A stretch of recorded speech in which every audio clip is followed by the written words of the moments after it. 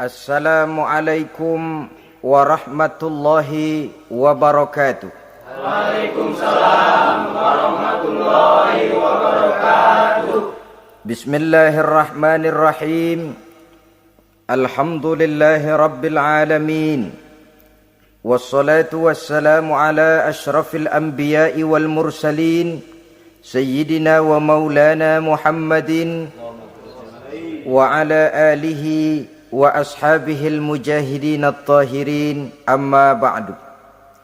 Saudara-saudara kaum muslimin rahimakumullah. Pada pertemuan terdahulu kita sudah membicarakan orang-orang yang menjadi teman-teman setan dalam kehidupan di dunia ini. Maka pada pertemuan kali ini kita akan membicarakan tentang siapa yang menjadi musuh-musuh setan di dalam kehidupan. Dengan satu catatan, berbahagialah mereka yang menjadi musuh-musuh setan, tetapi celakalah mereka yang menjadi teman-teman setan. Bagaimanapun juga di dalam kehidupan ini, apabila orang telah memproklamirkan bendera permusuhan kepada kita, maka kita tentu seharusnya bersikap waspada dan mawas diri. Demikian juga iblis dan seluruh bala tentaranya yang terdiri daripada setan-setan. Mereka telah mengibarkan bendera permusuhan kepada Nabi Adam dan anak cucunya, kepada kita umat Rasulullah sallallahu alaihi wasallam. Akan sengsara dan celaka jika kepada iblis dan setan yang telah nyata-nyata mengibarkan bendera permusuhan itu kita mengadakan toleransi, mengadakan kerjasama, dan menjadi budak yang memperturutkan kemauan daripada iblis dan setan. Siapa yang menjadi musuh-musuh setan dalam kehidupan ini? Inilah pertanyaan berikutnya yang diajukan oleh baginda Rasul kepada iblis.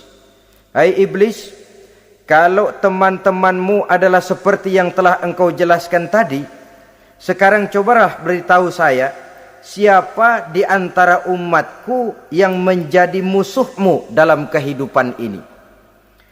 Atas pertanyaan ini iblis laknatullah menjawab, ya Rasul, musuh-musuhku di antara umatmu, pertama anta ya Muhammad. Musuhku yang pertama adalah engkau, wahai Muhammad. Kenapa iblis mencatat Nabi Muhammad sebagai tokoh nomor satu dalam deretan musuh-musuhnya? Mudah difahami. Pertama, keberadaan Rasul merupakan rahmah lil alamin, rahmah bagi lingkungan. Yang kedua, beliau berfungsi menyelamatkan manusia dari tempat yang gelap gulita, dari tempat kesesatan menuju tempat yang terang benderang penuh berisi petunjuk dan hidayah dari Allah Subhanahu wa taala. Maka menurut iblis, inilah manusia perintang pertama atas segala daya dan usahanya menggelincirkan manusia ke jalan yang dimurkai oleh Allah Subhanahu wa taala. Kalau kita baca sejarah, risalah yang dibawa oleh Nabi Muhammad ini memang merupakan risalah yang membawa rahmah bagi alam sekitarnya. Ada sedikit perbedaan dengan risalah-risalah sebelum beliau. Sepertinya risalah yang dibawa oleh para rasul terdahulu itu mempunyai efek yang langsung pada kehidupan di dunia ini. Nabi Nuh misalnya menyampaikan agama. Hai umatku, ini agama. Umat menentang, turun banjir yang menenggelamkan orang-orang kafir. Azab diturunkan pada waktu itu juga, pada saat nabinya masih hidup. Jadi azabnya itu jenis cash, kontan. Nabi Soleh, hai umatku, ini agama. Mereka menolak, turun gempa bumi yang amat hebat menggulung orang-orang kufur. Nabi Musa, hai umatku, ini agama. Mereka menolak, sebagian ditenggelamkan di Lautan Merah, sementara sebagian lain dikutuk menjadi monyet-monyet yang hina seperti diceritakan dalam Al-Qur'anul Karim. Lain dengan Rasulullah sallallahu alaihi wasallam. Bagaimanapun kurang ajarnya umat yang dihadapi oleh beliau, bagaimanapun menentangnya jamaah yang dihadapi oleh beliau, azab tidak turun sepanjang beliau masih hidup. Ini merupakan jaminan dari Allah, wa ma kana Allahu liyu'azzibahum wa anta fihim. Allah sama sekali tidak akan menurunkan azab selama engkau wahai Muhammad masih hidup di tengah-tengah umatmu. Jadi keberadaan Nabi Muhammad merupakan jaminan keselamatan bagi umatnya. Selama beliau masih hidup, azab tidak turun bagaimanapun kurang ajarnya umat. Di sini sedikit bedanya dengan nabi-nabi terdahulu. Juga perbedaan dalam pola dakwah. Nabi Nuh ketika dakwahnya ditolak oleh umat, keluar doanya meminta umatnya ditenggelamkan. Tetapi Nabi kita ketika dilontari batu oleh umat, malah beliau mendoakan umatnya agar memperoleh hidayah. Oleh sikap yang semacam ini, wajar lalu iblis menganggap Nabi Muhammad sebagai musuh ranking pertama. Yang kedua, siapa musuhmu di antara umatku? Yang kedua kata iblis, musuhku Muhammad imamun adil, pemimpin yang adil. Itu yang akan menjadi musuhku di dunia ini.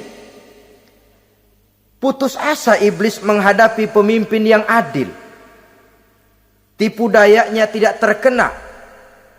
Segala tingkah polanya tidak diperturutkan. Imam yang adil, pemimpin yang adil merupakan musuh daripada iblis laknatullah alaih. Apa sebabnya? Karena pemimpin yang adil mempunyai dampak dalam kehidupan di dunia ini. Melindungi orang banyak, menenteramkan orang banyak. Makin aman, tentram, tenang situasi dan kondisi, makin mudah orang melaksanakan ibadah. Makin tekun orang melaksanakan ibadah, makin dekat dia dengan Allah. Makin dekat manusia dengan Allah, makin jauh dia dari iblis. Sebab dua hal ini selalu kontradiktif. Jika kita jauh dari Allah, tentu dekat dengan iblis. Jika kita jauh dari iblis, harus dekat tentu dengan Allah. Dan begitu selanjutnya. Dalam kaitannya dengan kehidupan kita sekarang, saudara-saudara, disinilah perlunya mempersiapkan manusia. Membangun manusia itu jauh lebih sulit daripada membangun jembatan. Membangun manusia itu lebih sulit daripada membangun gedung-gedung bertingkat. Termasuk membangun dan mempersiapkan calon-calon pemimpin yang adil di masa yang akan datang. Membangun jembatan penting. Tapi lebih penting daripada membangun jembatan adalah membangun manusia yang bikin jembatan. Sebab kalau manusia yang bikin jembatan tidak dibangun lebih dahulu, saya khawatir jembatannya nanti habis dimakan oleh yang bangun jembatan. Mengaspal jalan raya penting. Lebih penting dari mengaspal jalan raya, membangun manusia yang mengaspal jalan itu. Sebab kalau manusia yang mengaspal jalan bermental rusak dan bejat, saya khawatir jalan belum selesai, aspalnya habis dimakan oleh yang ngaspal. Inilah pentingnya membangun manusia pembangunan. Semua tugas-tugas besar, semua pekerjaan-pekerjaan yang baik harus berangkat dari niat yang baik, berangkat dari hati yang bersih. Siapapun adanya kita, apapun profesi kita. Yang jadi kiai, marilah berangkat dari niat yang bersih. Yang jadi mubalik, marilah berangkat dari niat yang bersih. Niatnya itu mau menghidupkan Islam atau mau cari hidup jual Islam. Kalau mau menghidupkan Islam, mari sama-sama kita berjuang. Tapi kalau mau cari hidup untuk dengan menjual Islam, minggir saja daripada nanti bikin malu. Yang mengurus masjid, mari berangkat dari niat yang bersih. ngurus masjid itu niatnya mau menghidupkan masjid atau mau cari hidup di dalam masjid. Kalau mau menghidupkan masjid, mari. Tapi kalau mau mencari hidup di dalam masjid, tolong minggir saja daripada nanti bikin aib. Yang jadi orang alim, mari berangkat dari niat yang bersih. Jangan memperjualbelikan fatwa, yang halal dikatakan haram, yang haram jadi samar-samar, nanti membingungkan umat. Berangkat dari niat yang bersih, membangun manusia, pembangunan. Ini barangkali istilah yang lebih kena. Saudara-saudara kaum muslimin rahimakumullah, setiap kita pada hakikatnya punya bakat. Secara fitrah yang kita bawa, bakat apapun kita ini punya. Saudara punya bakat jadi pemimpin, saudara pun punya bakat jadi pengkhianat. Saudara punya bakat jadi orang soleh, saudara juga punya bakat jadi orang salah. Saudara punya bakat jadi orang besar, saudara pun punya bakat jadi orang hina. Seluruh bakat ada di dalam diri kita.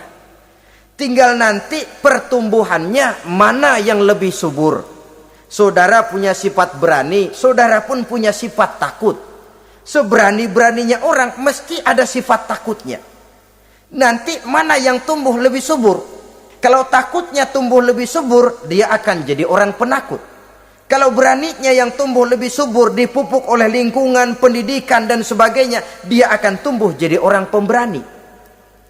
Oleh karena itu, agama merupakan lingkungan yang subur untuk menumbuhkan benih-benih yang baik yang kita bawa bersamaan dengan lahirnya kita ke alam dunia ini.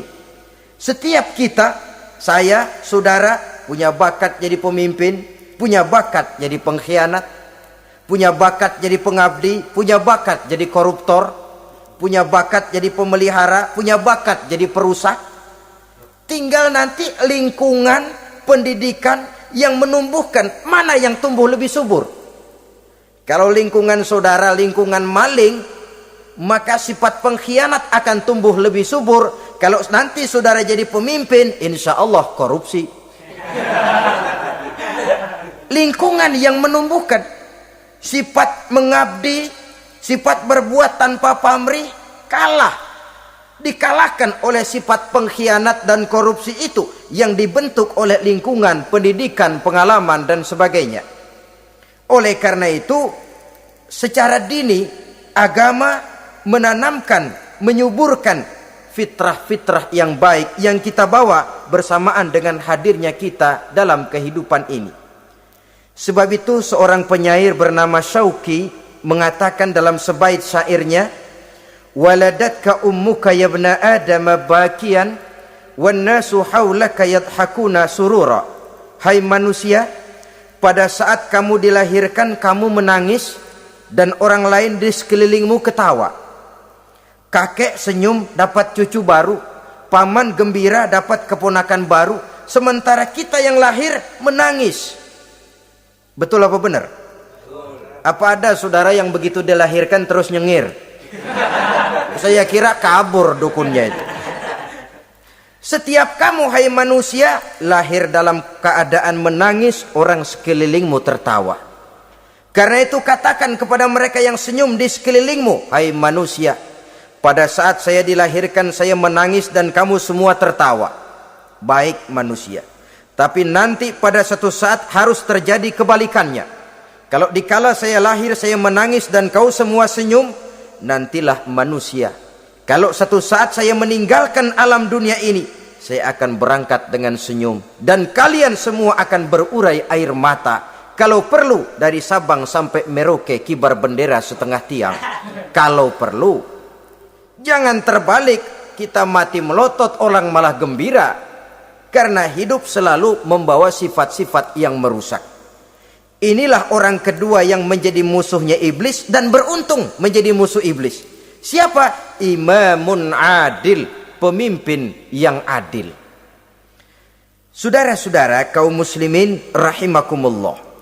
Yang ketiga musuh iblis, ghaniyun mutawadhi, orang kaya yang rendah hati, orang kaya yang tidak sombong. Kaya apa saja, baik kaya oleh karena ilmu, orang yang kaya karena ilmu disebut orang alim. Baik kaya karena materi, orang kaya karena materi dinamakan hartawan. Baik kaya karena kedudukan, orang yang kaya karena kedudukan dinamakan pejabat. Orang kaya yang rendah hati itu musuh iblis. Beruntung dia menjadi musuh iblis. Iblis tidak senang ada orang kaya tidak sombong. Tapi iblis paling senang kalau ada orang kaya sombong. Lebih senang lagi iblis kalau ada orang miskin sombong. Masya Allah. Orang kaya sombong, walaupun iblis senang, orang masih bilang pantas saja dia sombong, kaya apaan aja punya. Udah miskin sombong, kira-kira yang disombongin apaan? Dalam segala bentuknya sombong ini Allah tidak senang, tapi iblis senang. Kenapa? Karena sponsor sombong iblis. Kan yang pertama kali sombong iblis toh. Ketika disuruh sujud kepada Nabi Adam, dia nggak mau. Ini kesombongan pertama yang terjadi dalam sejarah. Ketika ditanya, kenapa kau tidak mau sujud iblis? Ah, saya kan dibikin dari api, Adam dari tanah. I am the best. Saya lebih hebat daripada iblis, daripada Adam. Adam baru kemarin dibikin, saya sudah lama. Kata Allah, kamu sombong iblis, ini surga bukan tempat orang sombong. Keluar! Terusir dia dari surga. Jadi, kesombongan pertama adalah kesombongan yang dilakukan oleh iblis. Dan dia tanamkan itu kepada kita supaya jadi orang sombong. Karena itu sombong ilmu Allah nggak senang, tapi iblis senang. Mentang-mentang ada ilmunya. Nih, satu-satunya ustadz di sini ya. Semua mesti ngaji sama gue. Kalau nggak ngaji sama gue, Islamnya kurang tapi bener. Sombong karena ilmu. Sombong karena pangkat. Mentang-mentang pakai bintang di pundak, jalan pundak duluan. Yang wajar saja hidup ini. Sombong harta pun begitu. Kaum muslimin rahimakumullah. Orang kaya yang rendah hati dimusuhi oleh iblis, tapi dicintai Allah, dicintai Rasul, dicintai malaikat. Caranya bagaimana? Kembali kepada satu kesadaran bahwa pada saat terlahir ke alam dunia ini tidak ada yang pernah kita bawa. Kalau sekarang kita punya rumah, punya kebun, punya kendaraan, punya pabrik, punya segala macam benda, apa itu? Titipan. Pada suatu saat akan diambil kembali oleh yang menitipnya. Kalau titipan itu pandai kita jaga, pandai kita syukuri, titipan akan makin banyak. Sama juga kita dalam kehidupan. Kalau orang bisa kita percaya, saya mau pergi ke luar negeri, rumah saya titip kepada tetangga. Saya pulang dari luar negeri, isi rumah tetap tidak berkurang, malah dibersihi, malah disapu, dihilangkan kotorannya. Tentu bukan main syukur saya, girang saya. Akan bertambah kepercayaan saya untuk menitipkan apa saja. Ini makna la in syakartum la azidannakum wa la in kafartum inna azabi lasyadid.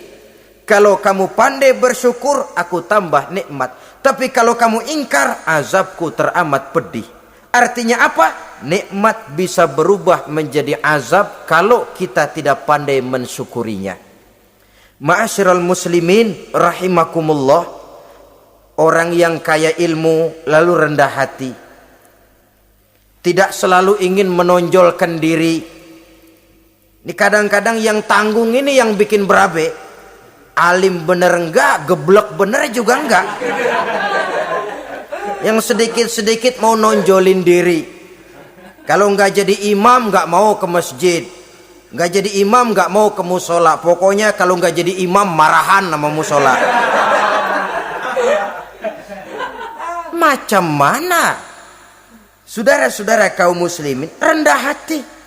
Tidak selalu ingin menonjolkan, sebab orang yang selalu ingin menonjolkan dirinya biasanya orang yang kekurangan kepercayaan kepada kemampuan dirinya sendiri. Dia selalu ingin dinomorsatukan. Dia selalu ingin ditempatkan pada ranking teratas. Dia tidak percaya diri. Orang yang percaya diri dapat bersikap wajar dalam kehidupan. Begitu juga kaya karena harta, dengan menyadari bahwa harta bagaimanapun banyaknya titipan dari Allah. Pada suatu saat akan kembali. Dia harus dimanfaatkan sesuai dengan kehendak yang menitipnya. Begitu juga kaya oleh karena pangkat, kedudukan, dan jabatan. Pada suatu saat jabatan itu akan hilang dari diri kita.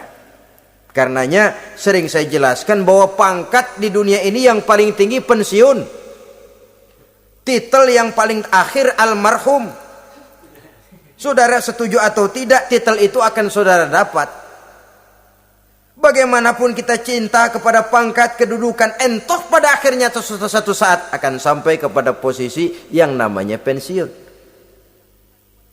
Kalau sadarlah kita kepada pemikiran ke arah sana, maka untuk mencapai kekayaan, baik kekayaan harta, kekayaan kedudukan, tidak lalu menghalalkan segala cara untuk mencapai tujuan, tapi dibatasi oleh norma dan kaedah yang harus dia taati, baik kaedah agama maupun kaedah bernegara. Inilah orang ketiga yang menjadi musuhnya iblis, orang kaya yang rendah hati, orang kaya yang tidak sombong.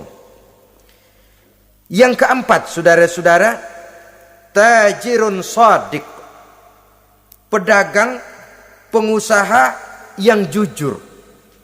Iblis gedek betul, benci bukan main sama pengusaha, sama pedagang yang jujur, yang tidak ngurangi timbangan, tidak nipu pembeli, tidak barang yang jelek dibilang bagus, atau yang bagus di atas yang jelek di bawah, atau dicampur yang baik dengan yang jelek supaya kelihatan semuanya jadi baik. Semua orang ingin untung, tidak ada kecuali siapapun orangnya, dan itu wajar. Setiap manusia ingin mendapat keuntungan, kalau perlu dengan modal minimal mencapai keuntungan maksimal, seperti yang diajarkan oleh teori ekonomi. Itu kan yang namanya produktif kan. Satu usaha dinamakan produktif, bagaimana kita mengeluarkan modal minimal bisa mencapai keuntungan maksimal. Silakan. Bahwa manusia ingin untung itu insting, naluri, fitrah. Tidak ada orang yang mau rugi. Tapi cara mencapai keuntungan itu yang membedakan antara seorang muslim dengan yang bukan muslim. Sudah pernah saya sampaikan, apabila kaum pengusaha, para pedagang sudah dijangkiti penyakit yang tidak jujur, yang akan timbul adalah kekacauan ekonomi. Kekacauan ekonomi bisa menimbulkan revolusi sosial, dan revolusi sosial merupakan kiamat satu generasi. Semua kericuhan hampir bermuara dari perut, dan itu ekonomi. Orang nodong perut, orang korupsi perut. Ya walaupun korupsi kalau sudah kelas kakap tidak lagi sekedar urusan perut. Ya perut apa yang diurusin kalau korupsinya miliaran itu? Perut jin barangkali. Saudara-saudara kaum muslimin rahimakumullah. Oleh karena itu, pedagang yang jujur, pengusaha yang jujur, ini merupakan musuh iblis. Iblis tidak senang kalau ada pengusaha yang jujur. Iblis tidak senang kalau ada pedagang yang jujur. Tapi iblis akan tepuk tangan kalau pedagang sudah selingkuh, kalau pengusaha sudah nipu. Ada orang bilang, sekarang mah kalau jujur-jujur bener nggak makan apa-apa dong kita. Sebab katanya jangan lagi nyari yang halal, sekarang ini yang haram aja seret. Rupanya sering masang undian nggak pernah kena. Lalu bilang jangan yang halal, yang haram aja nggak kena-kena katanya. Sebenarnya bukan itu masalahnya, saudara-saudara. Bukan itu masalahnya. Masalahnya ialah bahwa kejujuran membawa keberkahan. Ini kalau kita berpikir dengan kacamata agama. Keberkahan merupakan sumber ketenangan. Dan ketenangan ini tidak bisa dibeli dengan materi yang bagaimanapun banyaknya. Walaupun kita punya percetakan duit, ketenangan itu nggak bisa dibeli. Jangankan cuma punya duit banyak, percetakan duit saudara punya, mau membeli ketenangan yang berasal dari keberkahan, sulit. Jadi kejujuran membawa keberkahan, keberkahan membawa ketenangan. Jangan macam dulu tukang sol sepatu. Ditanya oleh temannya, "Bang, ngesol satu hari dapat berapa?" 200 rupiah. Sembayang enggak? Enggak. Islam? Islam, kalau Islam mah. Kata temannya, "Sembayang dah, kali aja besok dapat rezeki lebih banyak." Yang benar, iya. Sebab kalau orang sholat itu Allah dekat, nanti rezekinya ditambah. Beneran? Bener. Subuh sembayang dia. Habis sembayang sarapan, berangkat ke tempat dia ngesol, mangkal. Dari pagi sampai jam 11 belum ada juga yang ngesol. Mulai bimbang hatinya. Katanya kalau sembayang rezeki tambah. Tadi sembayang subuh sampai gini hari belum ada yang ngesol. Cobaan kali, sabar. Datang sholat zohor. Habis zohor nunggu lagi, belum juga ada yang datang ngesol. Udah mau pulang hampir maghrib, baru datang satu orang, dan ini sendal jepit putus.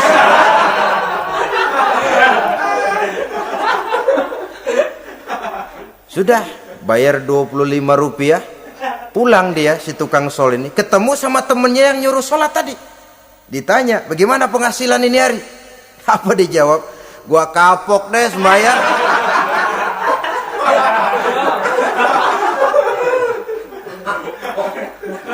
Kemarin nggak sembayang dapat 200, sekarang begitu sembayang jigo.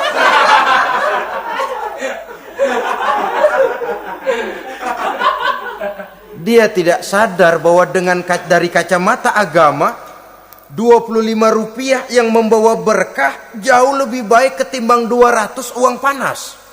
Dari kacamata agama, 25 rupiah yang membawa berkah lebih baik daripada 200 rupiah tapi panas. Sebab panas menjauhkan kita dari ketenangan.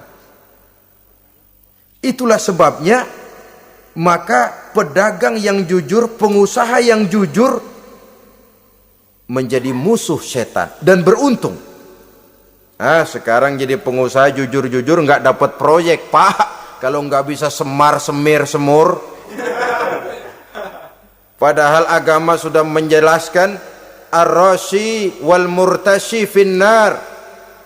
Orang yang nyogok dan orang yang disogok, dua-duanya neraka. Kenapa? Join termasuk ta'awanu 'alal ismi wal udwan. Bertolong-tolongan dalam berbuat dosa dan kesalahan. Kalau hadiah, lain hadiah. Kalau sedekah, lain sedekah. Tapi yang namanya semir, suap, ar-rashi wal murtashi finnar. Saudara-saudara kaum muslimin rahimakumullah. Jadi pedagang yang jujur, pengusaha yang jujur merupakan salah satu roda perekonomian. Kegoncangan ekonomi akan menimbulkan dampak sosial yang sangat luas dan kompleks. Yang pada giliran puncaknya, dampak paling negatifnya, dia sanggup menggerakkan terjadinya revolusi sosial. Bukankah sebagian besar gerak hidup manusia dimotivasi oleh keinginan untuk mempertahankan kelangsungan hidup? Dan kelangsungan hidup artinya mulut. Mulut itu artinya perut, dan itu artinya makan. Setelah itu mungkin baru pangan, baru sandang, baru dia berpikir pakaian dan sebagainya. Jadi karena dia merupakan penggerak roda ekonomi, pedagang yang jujur, pengusaha yang jujur mutlak diperlukan dalam kehidupan ini. Sebab sekali lagi, kejujuran akan membawa keberkahan, keberkahan memberikan ketenangan dalam kehidupan. Oleh karenanya kita umat Islam, biarin duit kita banyak, asal berkah. Itu tentu idealnya. Ketimbang dikit tidak berkah, lebih baik ia banyak, ia berkah. Dan keberkahan itu datang lewat kejujuran. Kejujuran ini sudah dicontohkan oleh Rasul pada saat beliau berniaga ke negeri Syam dikala berumur 9 tahun, bahkan dikala berumur 25 tahun seketika membawa dagangan Sayyidatuna